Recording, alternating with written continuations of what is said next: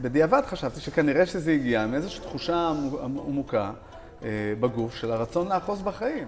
שפה אני בחרתי לעצור את המחשבות. ממש לעצור, לעשות ברקס על המחשבות. איך עושים דבר כזה? מתאמנים על זה כבר כמעט 20 שנה. איך שעליתי על האופניים, התחושה של להיות על האופניים, שכחתי שאני חולה. איך אני הולך להרוויח מהתהליך הזה. ואיך אנשים אחרים ירוויחו מהתהליך הזה. אתה יודע, יש משהו בעצם במחלה שעדיין יכול להשאיר אותך מאוד משמעותי ואקטיבי. זה בהרבה יותר נכון להתמודד עם הסיפורים האלה בצורה חברתית, להשתמש בחברה. כל החברה מרוויחה מזה. ואני אומרת לעצמי, מה עובר על מייקל כשהוא שומע שיש פה, שנפטרו שני אנשים? אני צריך קודם כל לקבל החלטה שאני אחראי על החיים שלי, לא אף אחד אחר. המוות עצמו, צריך להבין, המוות עצמו הוא לא יושב לי שם כאילו כמו איזה איום. זה לא זה. הרצון למצוא את הפוטנציאל שיש בתוכי, זה מה שדוחף אותי קדימה. אתה יודע על מה אנחנו מדברים? כאילו, יש לך בראש ככה, מה המטרה של השיחה הזאת? אני יודע מה הנושא הכללי, ועוד מעט ניתן גם רקע איך הגענו לכאן, אוקיי? אז מאחר ואני אובחנתי כחולה סרטן לפני למעלה מ4 חודשים, ואני עובר תהליך שבו הקצב ההחלמה הוא יחסית מהיר, אז התקבלה החלטה לתעד את הדברים שאני עובר ואת אותם אמצעים שאני משתמש בהם כדי לזרז את קצב ההחלמה, לתעד אותם לטובת אנשים אחרים שעוברים דברים דומים. אז נכון, ואני אשאל אותך שאלה, עד כמה כנה אתה רוצה שאני אהיה איתך בשיחה שלנו? 100% כנות. כנות זה דבר מאוד מאוד חשוב כאן. אוקיי? ואני מאחל לעצמי שאני אהיה מספיק אמיץ לענות על כל השאלות.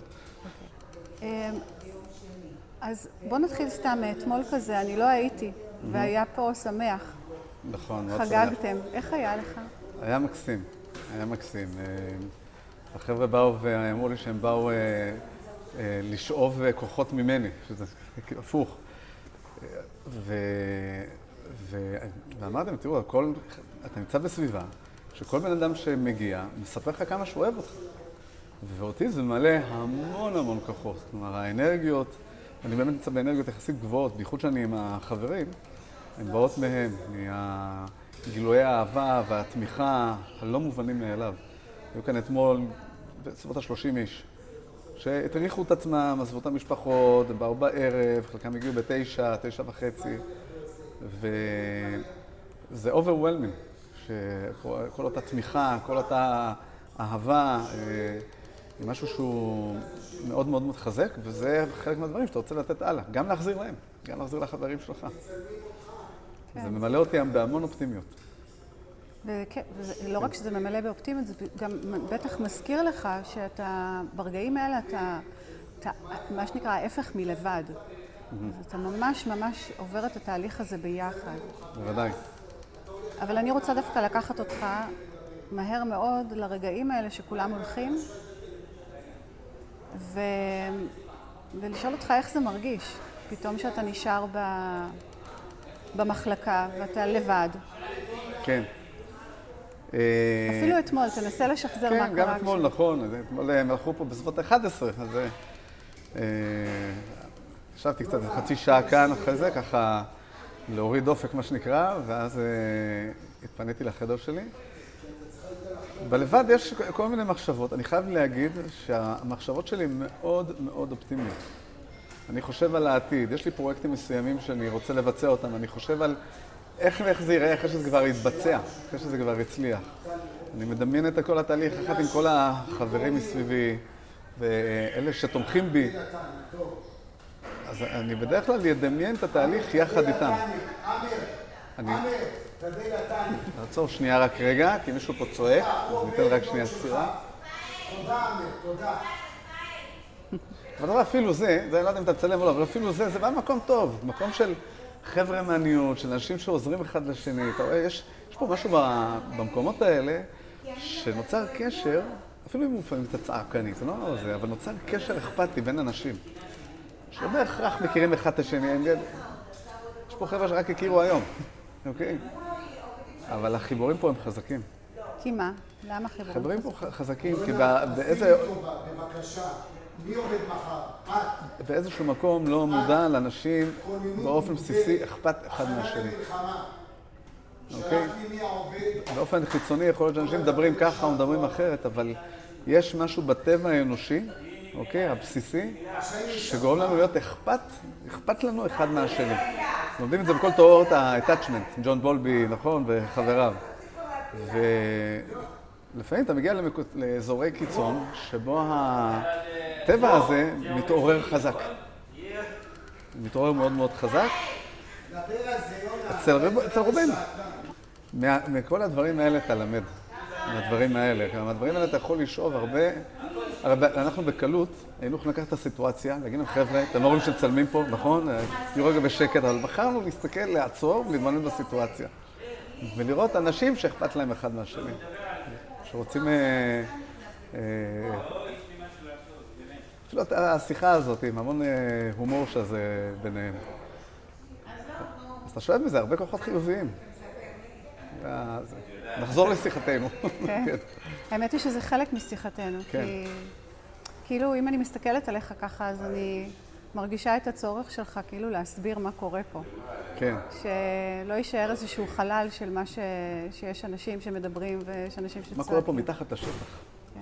לא ברובד החיצוני. ברובד החיצוני יכול להיות שאם זה היה באזור אחר, סיטואציה אחרת, חבר'ה, יכול להיות מגיבים אחרת. ואולי אפילו מתפתח פה איזה ויכוח או משהו כזה, כן? או שלא, אני לא יודע. אבל ברובד הפנימי, אנחנו בעצם יכולים לראות קצת יותר לעומק. לראות שהתגובות של האנשים, אפילו שלפעמים הן אימפולסיביות או רעשניות, בטח במקרה הזה, הן באות ממקום טוב. למרות שזה מבאס. נכון, זה יכול לבאס, אבל זה פחות מבאס שאתה מבין שעכשיו למדנו משהו. נכון. אז אתה אומר, רגע, יצא לנו רווח מההמולה שהייתה פה עכשיו. אבל אתה יודע, מייקל, כשאתה מסביר את זה, יש בזה המון היגיון, וזה לא שאני לא יכולה להתחבר, אבל כאילו אמרת שאני יכולה להיות כנה. כן. אז כשאתה מסביר את זה, זה כאילו דיסוציאציה, כאילו אתה יוצא מעצמך ואתה מסביר את הסיטואציה, אבל אתה לא חי בתוכה. ואני רוצה לקחת את זה למקום אחר. כי הרבה ממה שקורה לך עכשיו, שאתה חולה, כן. וזה לא פיקניק, זה רחוק מלהיות. ואני רואה אותך באמת מאוד מאוד מלא, גם בתחושה של ממש התעלות, גם רוחנית, גם נפשית, מכל מה שסובב סביבך, החברים, האהבה שאתה מקבל. אבל אני שואלת אותך באמת בכנות, אין רגעים שאתה לבד או שאתה מפחד? תראי, אני אגיד לך מה, היה לי רגע של בדידות אחרי ההודעה, בואו נתחיל אפילו לפני זה, נתחיל מהפחד. כשאני התבשרתי שאני חולה בסרטן, התגובה שלי הייתה פיזית, אני חטפתי סחרחורת. רק פיזית? הייתה פיזית. עכשיו, בדיעבד חשבתי שכנראה שזה הגיע מאיזושהי תחושה עמוקה בגוף של הרצון לאחוז בחיים, שמשהו באחיזה בחיים משתחרר. ויכול להיות שהיה שם פחד שהוא הוסווה על ידי הסחרחורת, זו הסחרחורת אדירה. אני אומנם ישבתי על כיסא והרגשתי שאני ליפול. והפחד אצלי, אם נקרא לזה פחד, הוא בא לידי ביטוי ממש בתחושה גופנית, פיזית. ואני הייתי מרוכז בסחרחורת יותר מאשר ברגע, בתחושה, יותר מאשר ברגע של הפחד, אוקיי? הייתי יכול להגיב גם ברגע של פחד, שגם אולי היה מוביל לסחרחורת. מה עבר לך בראש באותו רגע? אבל זה היה... כאילו מחשבתית. קודם כל סחרחורת. זה הדבר שעטף אותי, הסחרחורת האדירה הזו. אז זה הגיוני לחשוב שזה בא באמת מאיזשהו פחד. אני מעריך שמשם זה הגיע. פחד ממה? לאבד את החיים. פחד לאבד החיים. נותנים לך, עכשיו הודיעו לך שאתה בסכנה קיומית, משמעותית. פחד זה כמו שמישהו שם לך אקדח בראש. יש פחד, אוקיי? אז אחד, הפחד יעורר אצלו מחשבות, אוקיי? ואצלי המחשבות הוסתרו מאחורי הסחרחורת הזו, אוקיי? אז מה שהפעיל את זה היה בלא מודע, זה לא הוצף לי למודע. איזה מחשבות הוסתרו מאחורי הסחרחורת? לא, אז עכשיו, מה המחשבות ששכבתי, ביקשתי מהרופא לשכב על מיטה לכמה דקות. ואז שהתבוננתי במחשבות, אז שמתי לב למחשבות, למה זה קורה לי, למה דווקא לי, אני כזה שומר על כל הבריאות, ומה יקרה, וכמה זמן יש לי לחיות, וכל זה. ופה, אני חושב שפה, יש פה את עצם העניין, צריך להבין, היה לנו איזו שיחה אתמול, שפה אני בחרתי לעצור את המחשבות. ממש לעצור, לעשות ברקס על המחשבות. איך עושים דבר כזה? מתאמנים על זה כבר כמעט 20 שנה. היכולת לעצור, אני חושב שהיא נקודת מפתח סופר חשובה, שזה כוח, או הייתי אומר מיומנות, שלא מגיעה בחודש, חודשיים, שלושה, אלא צריך להתאמן עליה שנים על גבי שנים. זה כמו אומנות לחימה. תתאר לי. זה היכולת לבחור לעצור את המחשבות. אז איך אנחנו מתאמנים לזה? זה אולי מה שאנחנו רוצים לדעת. אז אני מתאמן על זה כבר הרבה שנים, במדיטציות, בבחירה על אזורי איפוק, אזורים שבהם אני רוצה משהו ואני בוחר להתאפק. אוקיי? והמחשבה רצה לכיוון אחד, מה למשל? דברים שקשורים לתגובות אימפולסיביות, שמישהו צועק עליך. פה, ראינו את זה עכשיו כאן. היה איזו התלבטות, להגיד להם להיות בשקט, לא להגיד להם. ואני בחרתי להתאפק, לא להגיד להם. הבחירה הקלה היה להגיד להם, חבר'ה, מה קורה? אבל זה עבר לך בראש. אבל זה עבר לי בראש. ובחרתי לעצור. אוקיי, אז פה יש לנו פשוט דוגמה מצולמת. המשהו שמבחינתי זה היה יחסית קל. לעצור מחשבות על איום קיומי זה בהרבה יותר קשה. זה היה אחד הקשים. אבל אפשר להתאמן על זה. כשהילד שלי, למשל, בבית, מתחצף אליי, ובא לי עכשיו להראות לו מה זה, אני יכול לבחור, אני כהורה, לעצור, להתאפק ולהשעות את התגובה שלי. אני מסכימה. אני מסכימה איתך, למרות שבאמת לעצור את המחשבות על האיום הקיומי הזה, באותו רגע, כשמבשרים לך, זה מאוד אנושי לחשוב למה לי זה קורה, איך יכול להיות, כמה זמן נשאר לי, כן. כאילו למי אני יכול לפנות. תחשוב שגם היית לבד באותו רגע. נכון. זה לא טבעי, לכן צריך להתאמן לזה המון שנים. אני קורא לזה האייקידו המחשבתי, ככה אני קורא לזה. וגם באייקידו, דרך אגב, אנחנו מתאמנים המון על להיות מאוד מדויקים בתנועות, ולדעת מתי להתאפק מלעשות מה שהיא טבעית לנו, אבל היא לא מתאימה. אז עכשיו, אני בהחלט לא מסתכל עליי כאיזשהו רובוט שמסוגל להחליט זהו ולעצור. זה התחיל בזה שהתבוננתי במחשבות. אני שם לב שהמחשבות שלי מריצות אותי למקום לא טוב. למה זה קרה לי, מתי אני אמות, וכל מיני דברים כאלה שהם... זה ברור לי שזה לא הולך עכשיו לעזור לי בתהליך. אבל כמה שיותר מהר היה לעצור. אוקיי? זה כבר לא ייתן לזה עכשיו שיגרור אותי עכשיו שבועיים, אוקיי? או חודשיים. אלא באותו רגע עכשיו לבחור לעצור, ונותן לזה את הדקה של זה, וזו תוצאה, וזה חשוב לשים דברים בפרופורציות, זו תוצאה של אימון של הרבה מאוד שנים. והתוצאה, אני חייב להודות שאפילו הפתיעה אותי. ואני פתאום מצאתי את עצמי במיומנות הרבה יותר גבוהה ממה שאני חשבתי שאני נמצא בה. שמה הדבר הראשון שעשית? אז קודם כל לעצור. לעצור את שטף המחשבות שלוקח אותך למקומות לא חיוביים, אוקיי? במקומות הם לא מועילים לתהליך. אבל זה מבחינה מחשבתית, את זה אני לא יכולה. אחר כך במחשבה, באותם 5 דקות, עשיתי בחירות של מהם הפעולות שאני הולך לעשות, מה התוכנית הכללית, התוכנית גרנט הזאת שאני הולך לעשות. כבר באותו רגע? באותם 5 דקות. והחלטתי, אני הולך לעשות מודלים על אשתו של השותף, שהיא ידידה, היא בכלל אישה שאני מאוד מעריך ואוהב, שמתמודדת עם מחלה כבר 15 שנה.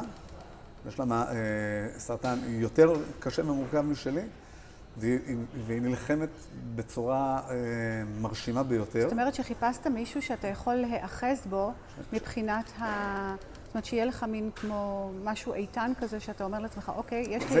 זה עוגן, זה הדבר הבא. אבל לפני זה, מישהו שאני יכול ללמוד ממנו, מה הוא עושה, או במקרה הזה, מה היא עושה, שגם אני אעשה אותו, אז הסיכויים שלי להילחם במלחמה הזאת ולנצח יעלו. כמו מה למשל? מה היא עושה? זה עכשיו לא נפרט. אז קודם כל, הליכי חשיבה שהיא עושה. היכולת, ממנה למדתי שאני קודם כל צריך ללמוד, להתחשב בעצמי, בכל הדרך הזו. לראות מה נכון בשבילי בתהליך הזה. לפעמים מה שנכון לי, לא נכון למישהו אחר.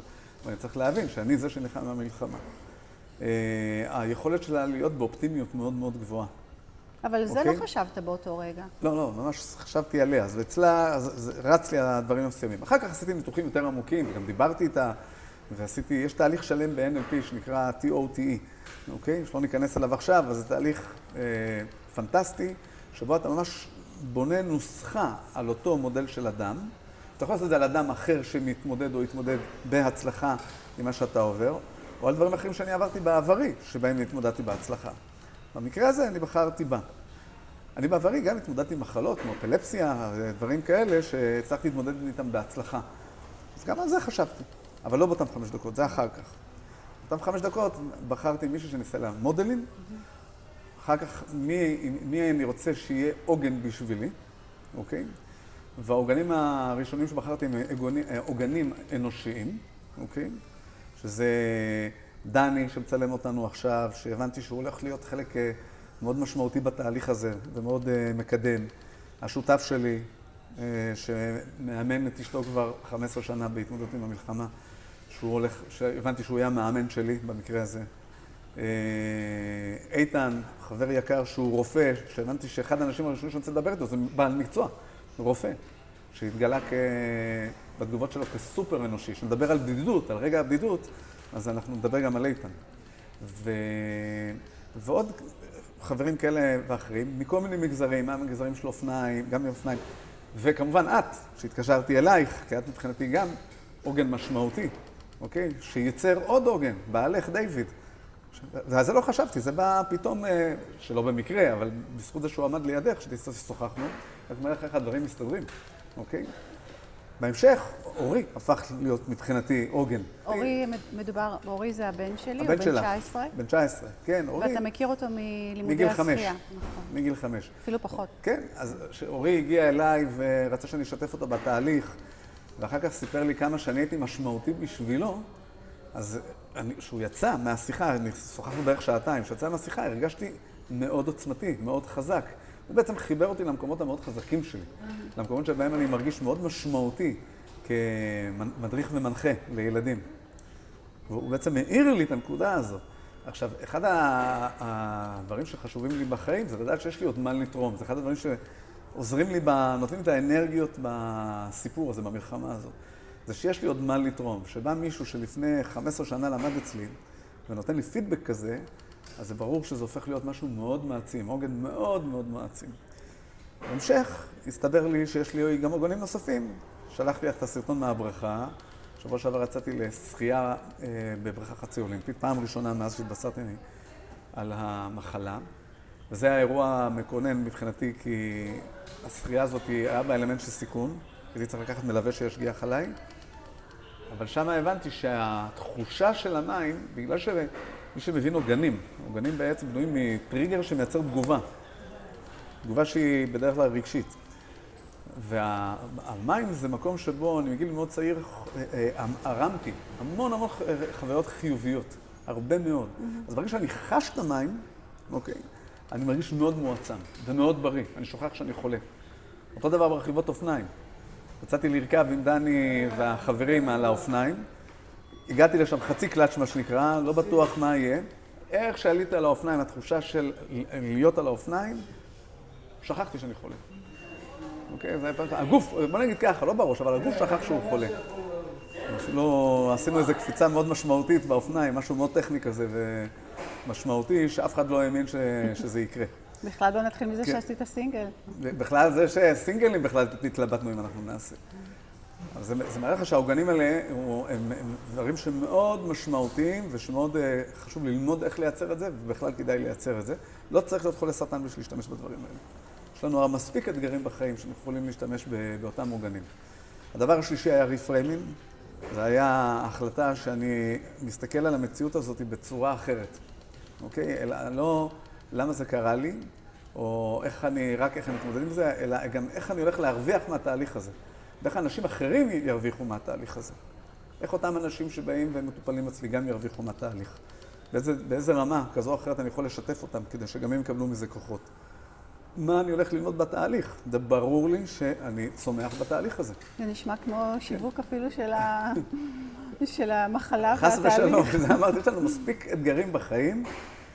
אני לפעמים מדבר עם אנשים, לפעמים, כן, דיברתי בשבת האחרונה עם זה מישהו שהוא מאותגר משפחתית, כלכלית וכל אותם דברים. לכאורה זה נראה אתגר פחות גדול מהאתגר שלי, אוקיי? אבל מבחינתו זה אתגר סופר סופר קשה, והוא לא מבין איך הוא הולך להתמודד עם זה. אגב, עיתון, השתמשנו בדוגמה של מחלת הסרטן, ובאלמנטים שעכשיו דיברנו עליהם, לראות איך הוא יכול לעשות את זה, אוקיי? זה גם שמנו את הדברים בפרופורציות, אני חייב להודות. אבל לא בהכרח הקושי שלי יותר גדול מהקושי שלו. אוקיי? אלא שהתהליכים, הדרך שאני עובר תהליכים, מאוד יכולים גם לעזור לו. אתה יודע, יש משהו בעצם במחלה שעדיין יכול להשאיר אותך מאוד משמעותי ואקטיבי. כן. כי אם אנחנו מדברים על לתת ברמה שאתה נותן, המנטורינג, העידוד לילדים, העידוד לאנשים, בכלל התקשורת שלך, זה משהו שגם אם היית בשכיבה, היית עדיין יכול לעשות את זה. זאת אומרת שבעצם אתה לא חייב להפסיק. פעם שאלתי אותך, אתה רוצה להפסיק לעבוד? כי אולי לא תפסיק לעבוד. זאת אומרת שהנתינה הזאת גורמת לנו בסוף לאיזושהי משמעותיות. ועושה רושם שאתה לא בכיוון אפילו, כאילו אתה חי אפילו יותר יש יותר capacity אפילו, מבחינת היכולת שלך, כי בסופו של דבר אתה גם, יש לך את המחלה. אתה נמצא פה בבית חולים, אתה צריך לעקוב, אתה מתקשר מיליון פעם לביטוח, לקופת חולים, לדברים שהם מאוד מתישים. כן. זה ג'וב. זה ג'וב, נכון. גם בג'וב הזה, אגב, צריך לקחת את האנשים המתאימים שיעזרו לך לנהל את הג'וב הזה. זה נכון. אז יש לי את רונן שהוא מאוד עוזר לי, הוא גם מבין בזה, והוא חסך לי שעות וימים של טרטור אחרי חברות הביטוח וביטוח לאומי, ובסופו של דבר יסתדר, הכל יסתדר, ביטוח לאומי יסתדר, הארנונה יסתדר, כל מה שצריך מסתדר, רק שאני, לי אישית יש פחות סבלנות להתעסק עם הדברים האלה. אז גם פה מצאתי את מי שיכול לעזור. אז אנחנו צריכים במקומות האלה להבין שזה, א', זה זכות, זה שאתה יכול לבקש מאנשים לעזור לך, אבל גם לא להתבייש בזה. אני בעצם נותן את האפשרות שיעזרו לי, אוקיי? אז זה אומר שאני גם מקבל את העזרה, אבל גם זה שעוזר לי מהנה ומרוויח, גם הוא צומח איתי. היה איזה מקרה פעם שאתה מכיר את עצמך שלא נותן את האפשרות לעזור לך? כן, לפעמים היו מקרים שהרגשתי, אני מדבר שנים אחורה, שהרגשתי, הגאווה שלי עצרה אותי. אוקיי? במקומות שבהם הייתי קצת פחות מפותח מהיום. אז הגאווה עצרה אותי, או התביישתי. כשחליתי באפילפסיה, מאוד התביישתי בזה בהתחלה. כי מה? כי חששתי מנידוי חברתי. מה יגידו, מה זה, פעם חלמת האפילפסיה היה לה רושם רע. סוג של דיבוק כזה, אתה יודעת, כל מיני כאלה אמונות תפלות לגבי הסיפור הזה. אז פחדתי מה יגידו, איך יגיבו, והיו כאלה שהגיבו על פי האמונות התפלות והתרחקו. אז פחות סיפרתי, פחות שיתפתי, פחות נעזרתי והתמודדתי באיזה לבד עם הסיפור הזה. היום אני מסתכל בדיעבד ואני אומר שזה בהרבה יותר נכון להתמודד עם הסיפורים האלה בצורה חברתית, להשתמש בחברה. כל החברה מרוויחה מזה. כל מי שמסביבך מרוויח מזה, אנחנו כולנו צומחים ביחד, כולנו מתחזקים. אני רוצה לחזור לגבי השאלה ששאלת מקודם על הבדידות, כי זו שאלה מאוד משמעותית. זה משהו שבאמת הרבה אנשים שחולים בטח מחלות כאלה, מחלות קשות. אני הבחנתי בסטייג' 4, זה נחשב למצב קשה.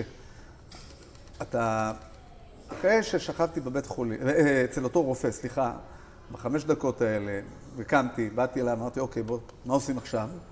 אוקיי, אז הוא שלח אותי לאשפוז, ששם ישבתי בחדר אחיות, מחכה שחברו אותי לכל מיני חוטים. אוקיי, אז... ואז היה לי איזה חצי שעה שאני לבד. אתה יושב בכוך, עם קורסה מאוד נוחה אמנם, אבל פתאום אתה מרגיש לבד. שם הרגשתי כאן את הרגעי הבדידות האלה. אף אחד לא יודע שיש את המחלה חוץ מאותו רופא. אז אני והרופא הצעיר הזה, החמוצ'י כזה, אבל אני עכשיו פה לבד, ויש רצון אז לשתף. כלומר, אני הבנתי שהבדידות, כדי לפתור את אותו רגע בדידות, שהוא היה, זה היה מעמסה. הפתרון זה להתקשר לחברים טובים שאני יודע שאני יכול לסמוך עליהם ולשתף אותם. זאת אומרת, אני יודע משהו שאחרים לא יודעים? אני יודע משהו על עצמי, על חיי. אף אחד לא יודע, אני מאוים כרגע, אוקיי? ויש לי את האפשרות להוריד לחץ על ידי שיתוף, אוקיי? צרת איש תשיחנה, אומרים, נכון? זה עצם זה שאני מדבר עם מישהו, זה היה לי ברור שזה יוריד מהלחץ. השאלה עם מי אני מדבר. אז פה צריך לדעת לבחור עם מי אתה מדבר. אז אני החלטתי שאני אדבר עם מי שיודע לפרש את זה לטובה. אוקיי? אפשר לפרש את הדבר הזה לכל כיוון. אוקיי? מישהו שיפרש את זה לטובה, או שבעצם יחשוב עליך ולא על עצמו? גם, אבל במקום שיגיד, יואו, איזה מסכן, מה יהיה, וכל מיני דברים כאלה, יגיד לי, מייקל, אני איתך, ואנחנו ננצח את זה. וזה מה שאיתן אמר לי. זה שעובר שנים ארוכות עם ילדים, חייב להיות משהו מיוחד, זה היה לי ברור. ובאמת התגובה שלו, אני אומר את זה ואני מתרגש עכשיו.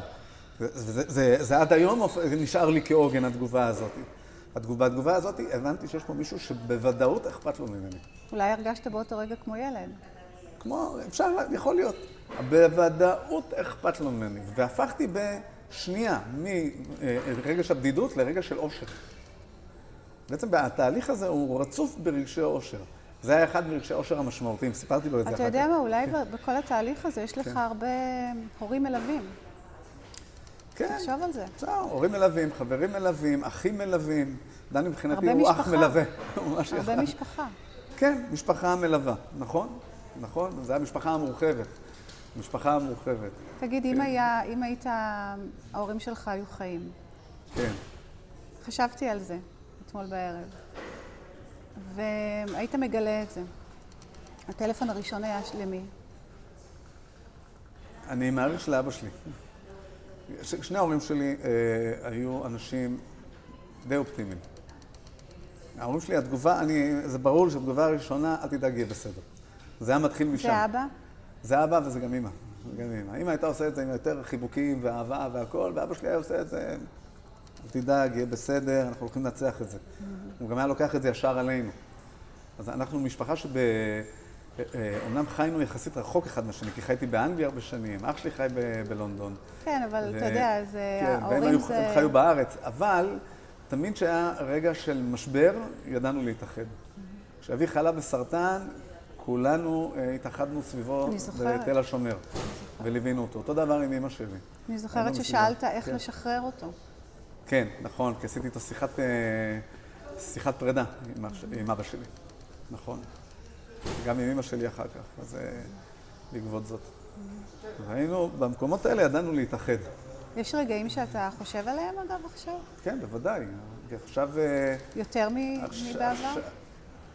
אני חושב שכרגע בתקופה הזאת כן. בתקופה הזאת כן, כי זה גם נותן לי המון כוחות.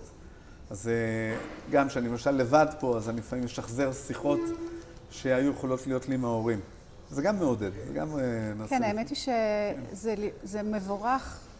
זה מאוד מבורך שיש לך איזשהו, כשאתה אומר אמא ואבא, יש לך איזה וי-פיי כזה לחיבור טוב.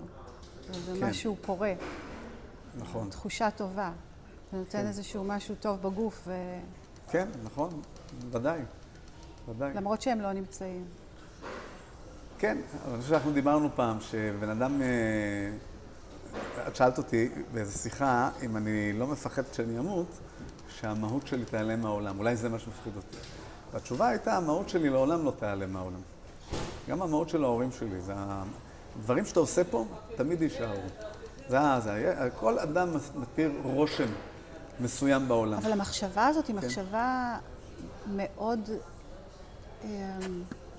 מרגשת. כי אתה מבין שיש אנשים שחושבים שכשהם ייעלמו מהעולם, העולם ימשיך. ולא בהכרח יישאר משהו.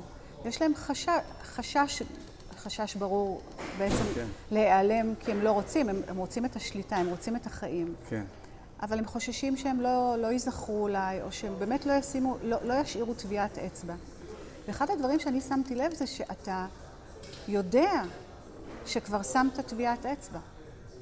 נכון, בוודאי. גם פה צריך לשים לב, זה מצוין שהגעת לזה. כי גם פה צריך לשים לב שהמחשבה הזאת, זה לא נעצר שם המחשבה. אוקיי? אני אתן לך דוגמה, אני אסביר את זה יותר לעומק. היה לי, בחודשיים הראשונים, היה לי כמה מקומות שהייתי בבריכה עם הילדים, ואני מנחה את הילדים, וההנחיה עוברת ממש טוב. במהלך ההנחיה אני אומר לעצמי, אוקיי, לפחות אני יודע, גם אם אני אמות, אם אני לא מנצח את זה, אני יודע שעשיתי משהו טוב בעולם. אני תרמתי תרומתי. זה גם היה אחרי השיחה עם אורי. בכלל, זה... ואז סיפרתי את זה השותף שלי, והוא ענה לי את התשובה הבאה. תמשיך לחשוב ככה, תמות. ואמרתי, רגע, וואלה, אתה צודק. אני לא סיימתי את התרומה שלי בחיים. יש לי עוד מה לתרום. הרי האנרגיות האלה שיש בי ומרגישים אותן, מגיעות ממקום שמייקל פתאום מבין שיש לו עוד משהו משמעותי לתרום בעולם הזה. אגב, אני מבין שלכל אחד, זה לא רק אני, כן? זה כזה, זה עכשיו אני מתייחס לכל בן אדם. אין מצב שבן אדם בא לעולם ואין לו מה לתרום. משהו שהוא משמעותי ומיוחד שלו. אוקיי? כל אחד. רק שאני מבין שמשימתי לא הסתיימה. עכשיו אני בונה את הפרויקטים הבאים, שמבחינתי, במקרה האישי שלי, התרומה צריכה להיות משהו מאוד קהילתי. ככה אני מסתכל על זה. כל מה שקורה פה כרגע זה תרומה. כן, כן, למשל התיעוד הזה, אוקיי? אז התיעוד הזה, שאנחנו עושים אותו לטובת הקהילה, לטובת החולים, לטובת הלא חולים, האלה שיש להם צרות בבית, כן? כל הזה, אז התיעוד הזה, הוא בא כדי לתרום ברמה הקהילתית. ואני מבין שמבחינתי, זה המשמעות שלי יש בעולם הזה. אני רק צריך למצוא, אני מחפש, אני בונה כרגע, איך אני הולך להוציא את זה לפועל. ושהוספתי את המחשבה הזו, אוקיי, למחשבה שעשיתי טוב בעולם, אבל יש לי עוד הרבה מה לעשות, אז זה ברור לכל אחד, שבעצם האנרגיות והרצון לחיות מתגברים במוני מונים, ומאוד עוזרים לנצח את הסיפור הזה. אתה יודע, לפני כמה זמן שבאתי לפה, אתה אמרת שהיו פה 2 אנשים שנפטרו במחלקה. וישר חשבתי עליך, איך אפשר ככה להתמודד עם מחלקה שהיא לא מחלקה קלה. יש פה את כל הסטייג'ים ואני אומרת לעצמי, מה עובר על מייקל כשהוא שומע שיש פה, שנפטרו 2 אנשים? תראי, את האנשים שנפטרים פה אתה מכיר לזמן קצר. עכשיו, בזמן הקצר הזה אתה מכיר בעיקר, קודם כל, שזה גם פנטסטי, אתה מכיר את הצד הטוב שלהם. הצד הטוב יוצא מהאנשים, בטח לפני, לרוב, אין לי סטטיסטיקה על זה, אבל לרוב, לפי מה שאני חווה, שהם מבינים שנשאר להם זמן מועט לחיות. אז אתה רואה פתאום את הטוב האנושי שיש באדם הזה. ולכן, אתה יודע, זה מצער לראות שבן אדם עוזב את העולם. השאלה, איך הוא עזב את העולם? יש אנשים פה שנפטרים שמרגישים שהם מיצו. הם עשו את שלהם. והם יוצאים בסדר. משפחה בוכה ומצטערת. אנחנו מצטערים גם על זה שאנחנו איבדנו משהו. אבל כשבן אדם יוצא, ראיתי את זה גם בהוספיס, כשליוויתי את אבא שלי, כשבן אדם יוצא, שהוא מרגיש שהוא עשה את שלו בחיים, אז זה סוג של עצב עם שמחה, הייתי קורא לזה. זה עצב עם שמחה, כי אתה מבין שהוא יצא עם ברכה גדולה. אותו אדם. הקושי הוא שבן אדם יוצא כשהוא בוכה, שהוא לא הספיק, הוא היה צריך לעשות את זה, והיה צריך לעשות את זה. אגב, יש כאלה שבוכים שהם לא הספיקו לנסוע לתאילנד. שזה קצת תמוה בעיניי לאחד לפני שהוא נפטר. אבל יש כאלה שמרגישים שהם לא הספיקו להיות מספיק עם הנכדים שלהם, או להגיד לבת שלהם כמה שהם אוהבים אותה. יש כאלה שפשוט הולכים עם רגשות אשמה. או שהם הולכים עם רגשות אשמה על דברים שהם לא עשו, או דברים שהם כן עשו, בצורה שהיא לא נכונה. אז אם בן אדם זכה להתפכח, אז הרבה מקרים יש לו בחודשים האחרונים האלה, שיש לו, את ההזדמנות לתקן. זה גם תיקונים שיותר קל לעשות אותם. כי כמו שאמרתי, אנשים מסביבך, שאיתם אתה צריך לעשות את תהליכי התיקון, מתגייסים לטובתך. אתה יודע, זה מדהים, כי אני בעצם רואה אם אני מסתכלת על העבר, אנשים בדרך כלל סובלים מרגשות אשמה ומחרטה. ואני לא רואה את זה אצלך. אם אנחנו מסתכלים על העתיד, אנשים לפעמים מבועטים מחרדה. מה יהיה, איך יהיה. וגם את זה אני לא מרגישה אצלך. אני מרגישה הרבה מוטיבציה. אני מאוד מרגישה אותך בכאן ועכשיו. בתחושה המלאות הזאת, של המלאות הזאת עם החברים שלך ועם האהובים שלך. כי בסופו של דבר, באמת, אני חושבת שבפעם הראשונה אני רואה קבוצה של חברים כל כך תומכת ומגיעה ממקום של נתינה טהורה, בלי רחמים, בלי שום דבר, אנשים עדיין צוחקים, יורדים עליך לפעמים. זה משהו כזה שהוא עדיין מאוד שוויוני. כן. לא משנה אם מחובר לך עמוד לפורט. כן. וזה באמת מקום טוב להיות בו. מקום טוב להיות בו בלי רגשות אשם, בלי חרדה ממה יהיה בעתיד, ועם המון המון תמיכה. אתה מבין על מה אני מדברת? כן. מה שחשוב לי להוסיף, שזה עניין של בחירה. אז אתה בוחר. אני אגיד עוד משהו, כי היה עוד משהו שדיברנו על היכולת לעצור, יש בה עוד משהו שצריך לדעת. שכדי להתאמן על יכולת לעצור, אני צריך קודם כל לקבל החלטה שאני אחראי על החיים שלי. לא אף אחד אחר. לא הרופא האונקולוג, לא הרופא המלווה, לא יודע מי. אין לי מושג, לא הממשלה, ולא המדינה, ולא הזה. אתה מתפלל? אה? אתה מתפלל לבריאותך? ברור, בוודאי, אני בן אדם מאמין, בוודאי. יש לי שיחות עם הקדוש ברוך הוא נפלאות, פנטסטיות. ואגב, אמונה, אני חושב שכמעט כל אמונה שהיא, אמונה זה דבר שהוא עוגן מאוד משמעותי. ויחד עם זאת, זה נקרא אמונה כי צריך להתאמן על זה. זה שאתה מאמין בקדוש ברוך הוא זה יפה מאוד, אבל אם לא תתאמן על זה, לא תתאמן כל הזמן על האמונה. עכשיו, מבחינתי, האמונה בקדוש ברוך הוא היא בהכרח אמונה בבני אדם. אוקיי? היהדות, במקרה הזה היהדות, נצרות ואסלאם אני פחות מבין, אז אני בטוח שיש שם גם דברים נפלאים. אבל במקרה הזה של היהדות דוגלת בעניין שכל אדם הוא צלם אלוקה ממעל. כלומר, אלוהים נמצא בכל אחד ואחד מאיתנו. אתה סומך עליו?